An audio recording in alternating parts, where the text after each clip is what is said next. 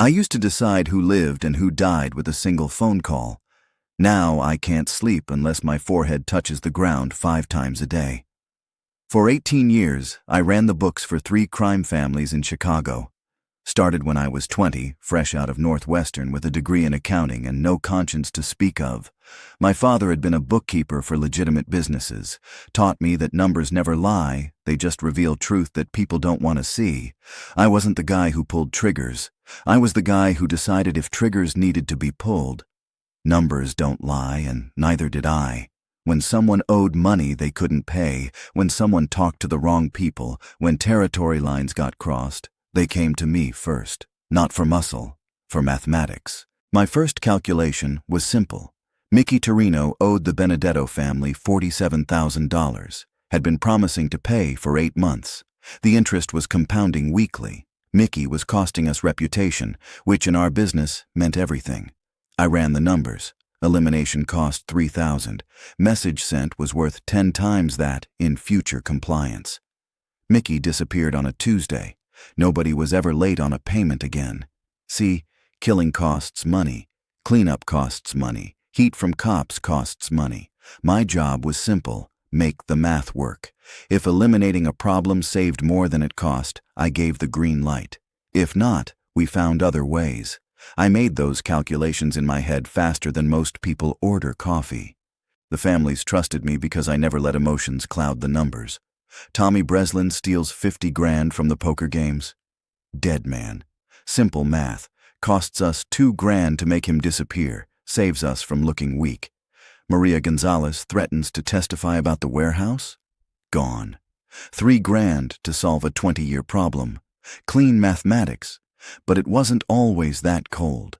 The first time I authorized a hit, I threw up in the parking lot afterward. Not from guilt. From the adrenaline rush of having that much power over life and death. By the second authorization, the rush was gone. By the 10th, it was just paperwork. By the 100th, I'd forgotten these were people with names, families, dreams that ended when I said yes. I lived in a penthouse on Lakeshore Drive, drove a black BMW M5 with bulletproof glass, had 4 phones, and never answered the 5th one. That was for emergencies only. On a good month, I moved 8 figures through legitimate businesses, restaurants, dry cleaners, construction companies. Money came in dirty, went out clean. I took my cut off the top. The respect came with the territory. When I walked into Giordano's, they seated me at the corner table without asking. When I needed a favor from City Hall, 3 phone calls made it happen. When my neighbor's dog kept me awake, the dog disappeared. Nobody asked questions. I had everything a man could want. Designer suits that cost more than most people's cars. A wine cellar stocked with bottles older than the Constitution. Women who smiled at my money and never asked what I did for work. Power that bent reality to my will. But late at night, when the phone stopped ringing and the spreadsheets balanced, I'd stand on my balcony looking at the lake. 18 years of perfect calculations. And I felt nothing. Not satisfied, not guilty, nothing. Just the sound of water hitting concrete and the weight of silence. I was 38 years old, and I'd forgotten how to sleep without checking the locks 3 times. Had forgotten what it felt like to trust anyone completely. Had forgotten what it meant to care about something that couldn't be quantified in a ledger book. The first crack appeared on a Tuesday. Tony Marconi called about a problem in Chinatown. Some kid was skimming from the protection money, maybe $200-300 a week. Standard procedure. Send Jimmy Chen to have a conversation. But Tony's voice sounded different, nervous. This kid, Vince, he's asking questions about you. Nobody asked questions about me. That wasn't how the system worked. I ran numbers. Numbers don't have faces or families or fears. Numbers just exist. What kind of questions? About your operation, where you live, who you work with. I should have felt anger, should have felt threatened. Instead, I felt tired. 18 years of perfect mathematics, and some 2-bit thief wanted to audit my books.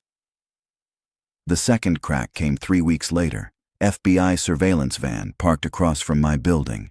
Same van, 3 days straight. They weren't hiding. They wanted me to see them, wanted me to make a mistake. I didn't make mistakes. Mistakes cost money. But I started taking different routes home, started using cash for everything, started checking my rearview mirror more than the road ahead, had my security guys sweep my apartment for bugs twice a week, changed phones monthly, burned financial records that were supposed to be kept for 7 years. The paranoia was expensive. New security systems, encrypted communications, safe houses I'd never used before. But paranoia was also mathematics. If they were building a case, they needed evidence.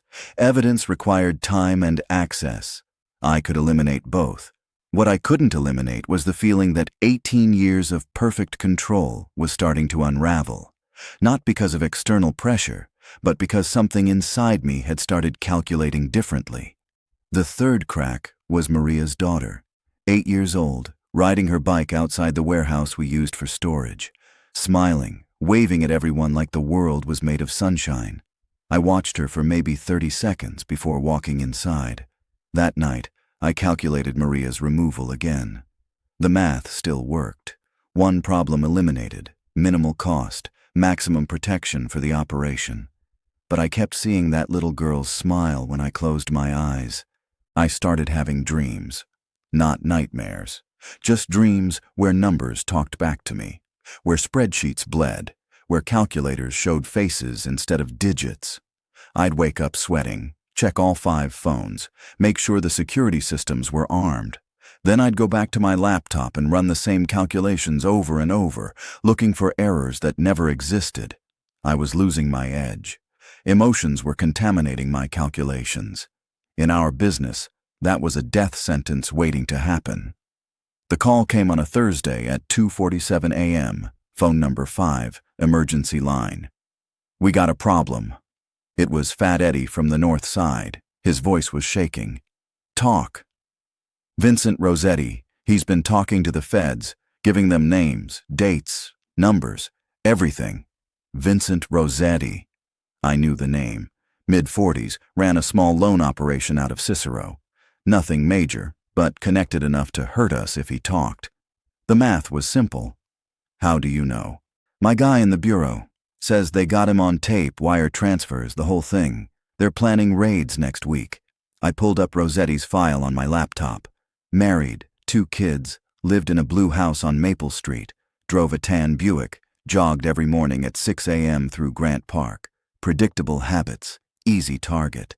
The calculation took 30 seconds. Rosetti elimination cost, $5,000. Damage from his testimony. Potentially $20 million in seized assets. 10 years federal time for everyone involved. The math worked. It always worked. Green light, I said. Make it look random. Robbery gone wrong. You want Jimmy on it? Jimmy's clean. Use the Kowalski brothers. They need the money. I hung up and went back to sleep. Just another mathematical equation solved, one variable removed, system stabilized. Friday morning, I was drinking coffee and reading the Tribune when my phone rang. It's done, Kowalski's voice, flat and professional. Clean? Like we discussed. Robbery gone wrong. I should have felt relief, should have felt the satisfaction of another problem solved. Instead, I felt that familiar emptiness. Another calculation complete, another day closer to nothing. But something nagged at me, a detail that didn't add up. Saturday morning, I drove past Maple Street. Not because I had to, because something felt wrong with the math. The blue house was surrounded by police tape, flowers on the lawn, people crying on the porch. Normal scene for a tragedy. But something was off. I parked across the street and watched. A woman in her 30s, holding a little girl with dark hair. Both crying. The woman looked nothing like Rosetti's wife. Wrong age, wrong height, wrong everything. Then I saw the newspaper on my dashboard. Front page. Local teacher killed in home invasion. Teacher, not loan shark, teacher. My hands started shaking. For the first time in 18 years, my hands started shaking. I grabbed my phone and called Fat Eddie. Eddie, what was Rosetti's address? 1247 Maple Street, Blue House. What's he look like again? Mid-40s, brown hair, maybe 5'10", drives that tan Buick. I looked at the newspaper again. Photo of the victim. Mid-40s, brown hair, maybe 5'10", drives a tan Buick. But the name under the photo was David Rossini. Not Rosetti. Rossini. Different man, same description, same street, same house color. I'd killed the wrong person. For 18 years, I'd never made a calculation error. For 18 years, the math had been perfect, clean, precise. I'd just ordered the murder of an elementary school teacher because Fat Eddie couldn't tell the difference between Rosetti and Rossini. The irony wasn't lost on me. 18 years of mathematical precision, destroyed by the most basic error possible, wrong data input. In any legitimate business, this would mean firing someone, maybe losing a contract. In my business, it meant an innocent man was dead and his family was destroyed. I sat there staring at that photograph, trying to calculate the true cost of this mistake. But the numbers wouldn't add up. How do you quantify the value of trust a classroom of 9-year-olds will never have again? How do you measure the weight of a woman who'll never believe in tomorrow? For the first time in my adult life, mathematics had failed me. Not because the system was broken, but because I'd been using the wrong system entirely. I sat in my car for 3 hours, watching that little girl cry for her daddy who would never come home.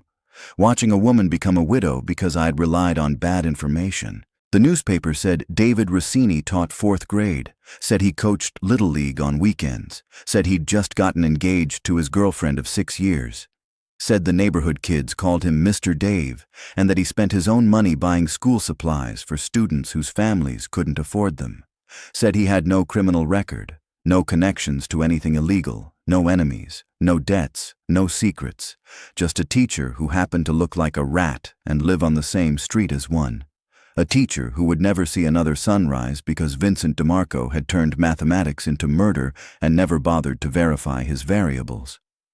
I watched his fiancée collapse when the coroner's van pulled away, watched neighbors bring flowers and food and helpless condolences, watched a life that had mattered to dozens of people get reduced to yellow police tape and a growing pile of teddy bears on the lawn. For the first time in 18 years, I understood the true cost of a calculation error. Not money, not operational security, not strategic advantage, an entire world destroyed. A classroom of 4th graders who would spend the rest of their lives wondering why good people die for no reason. A woman who would never trust love again. A family tree cut off before it could grow. I drove home and went straight to my basement. That's where I kept the important things. 3 safes with backup cash and documents.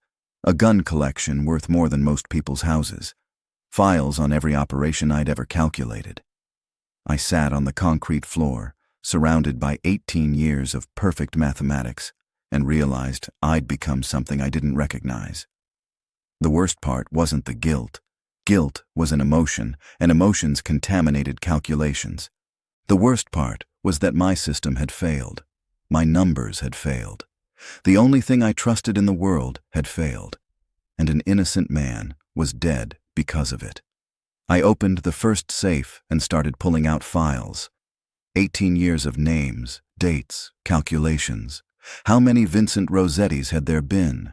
How many David Rossinis had I killed by mistake? The files told stories I'd never bothered to read. Anthony Castellano, eliminated for skimming, left behind 3 children under 10. Maria Santos, removed for testimony threats, was supporting her elderly mother with dementia. Bobby Torino, deleted for territory violations, had been trying to go legitimate with a food truck business. 18 years of perfect mathematics built on incomplete data. 18 years of solving problems without understanding what I was actually destroying. In the back of the safe, behind a stack of bearer bonds, my hand touched something unexpected. A book. Small, leather-bound, with writing I didn't recognize. Arabic writing. I had no idea how it got there. Must have belonged to whoever owned the house before me. I'd bought it fully furnished from a Syrian family who moved back to Damascus, never bothered to clean out every drawer and cabinet. I opened the book and couldn't read a single word. But there was English translation on the opposite page. And whoever kills a soul unless for a soul or for corruption in the land, it is as if he had slain mankind entirely. I read it 3 times, then I read it again. Mankind entirely. I'd been calculating individual eliminations for 18 years. One problem solved, system stabilized. But this book was saying something different, something about each death being bigger than just one person. David Rossini wasn't just one problem eliminated, he was someone's entire world destroyed. I kept reading. Every soul will taste death. Then to us will you be returned. Every soul will taste death, mine included. For the first time in 18 years, I thought about my own mathematics. What was my calculation? What did my elimination cost? What did it save? I thought about sitting in front of God, or Allah according to this book, trying to explain my spreadsheets, trying to justify 18 years of perfect mathematics built on human suffering. The numbers wouldn't work. For the first time in my life, the numbers wouldn't work. Page after page, the book talked about accountability, about every action being recorded, weighed, judged, about mercy and forgiveness, but also about justice. About a mathematics so perfect that it counted not just actions, but intentions, not just results, but methods, not just profit, but cost paid by everyone involved. I'd spent 18 years thinking I was the accountant. Turns out I was just another line item in someone else's ledger. I don't know how long I sat there. Could have been minutes, could have been hours. But at some point, the weight of 18 years crashed down on me all at once. All those calculations, all those green lights, all those people who disappeared because the math made sense. How many David Rossinis had I created? How many little girls cried for daddies who would never come home because I'd made a phone call? The book fell from my hands, and I found myself on my knees, not by choice, not by decision, just by the weight of knowing what I'd become. And then, without thinking, without calculating, without running any numbers in my head, I said one word, Allah. I'd never said that word before. Didn't know why I said it then, but it came out of me like air from a punctured tire. Like something had been building pressure for 18 years and finally found a release valve. I put my forehead on the concrete floor, surrounded by guns and money and files full of death calculations, and I cried for the first time since I was 12 years old. Not for myself, for David Rossini, for his fiancée, for that little girl with dark hair who would grow up without a father because I couldn't tell the difference between a rat and a teacher. I stayed like that until sunrise, face on the ground, hands flat against concrete that smelled like gun oil and old money. And for the first time in 18 years, I felt something other than emptiness. I felt the weight of every calculation I'd ever made, every green light, every problem eliminated, every soul that had tasted death because Vincent DeMarco thought the numbers worked. But I also felt something else. Something I hadn't felt since I was 12 years old, watching my father balance ledgers at the kitchen table with honest sweat on his forehead. I felt the possibility that there might be a different way to live, a different way to calculate, a different way to matter. When I finally stood up, my knees were raw and my face was swollen from crying. But something had changed. The mathematical certainty that had guided my life for 18 years was gone, replaced by a question I'd never asked before. What if the math is wrong? What if eliminating problems doesn't solve anything? What if it just creates more problems? What if 18 years of perfect calculations had been 18 years of perfect mistakes? What if there was mathematics that counted David Rossini's 4th grade students as more valuable than operational security?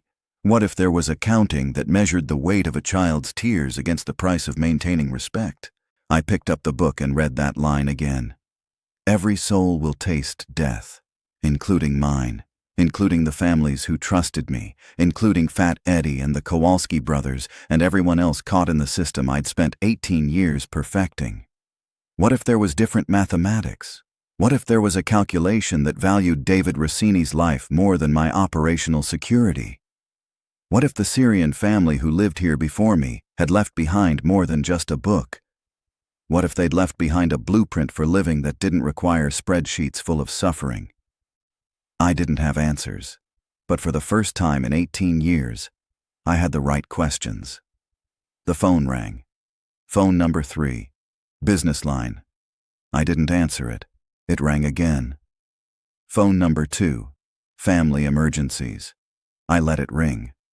Phone number 1. Daily operations. Silence.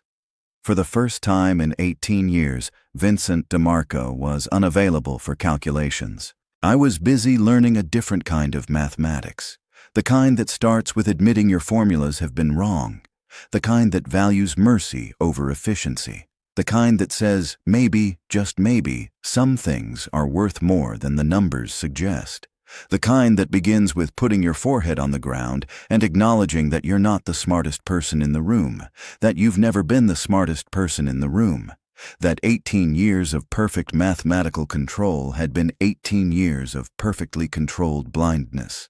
That morning, I picked up the phone and called David Rossini's school, told them I wanted to make an anonymous donation to buy school supplies for his students. The secretary cried when she told me about the memorial fund they'd started, about how the kids still left drawings on his empty desk, about how the substitute teacher found handwritten notes he'd left for each student, telling them what he believed they could accomplish. I donated enough to fund his classroom for the next 10 years. It didn't bring him back, didn't fix what I'd broken, but it was the first calculation I'd made in 18 years that actually added value to the world instead of subtracting it. Even if you're a guy like me, especially if you're a guy like me, if you're still here, you know why I'm telling you this.